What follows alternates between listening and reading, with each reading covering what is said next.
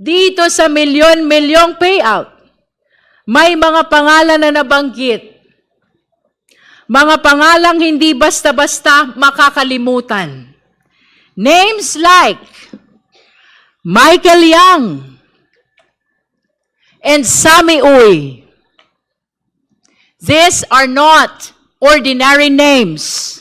Lalo na dahil napakalaking pera ang pinag-uusapan. At base sa pahayag ni Senator Trillanes, merong pahiwatig na isang pattern, isang sistema.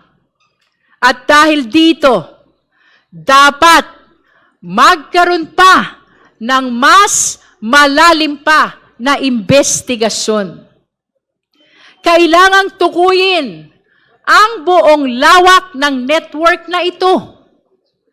Kung sino ang sangkot. Paano gumalaw ang pera? Saan ito nagmula?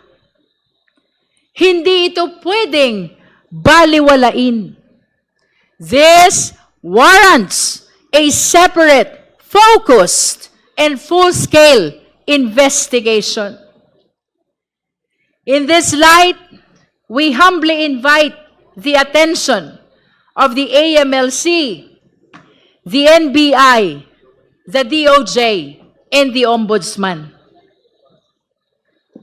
At pagkatapos ng diskusyon patungkol sa SALN, sa AMLC report, at sa pahayag ni Senator Trillanes, tumuloy tayo sa ibang ebidensya.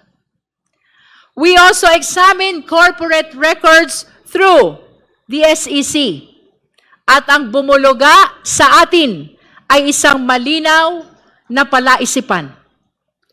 Nakita natin na may kumpanyang nabanggit sa SALN na hindi naman kinikilala ang Vice Presidente bilang stockholder.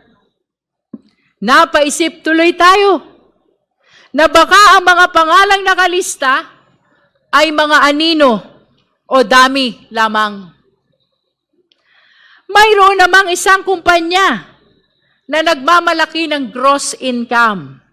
Daang-daang milyon. Ngunit ang profit margin ay tila nakapagtataka. Less than 1%. Habang ang ibang kumpanya naman ay wala talagang kita at puro net losses.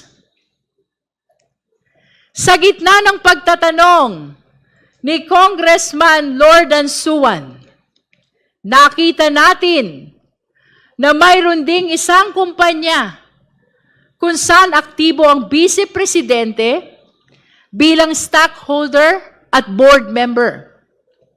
Kaya bumabalik ang tanong, maaari ba na maging aktibo sa negosyo ang isang nakaupong Vice Presidente? Maaari ba na maging public servant sa umaga at negosyante sa gabi?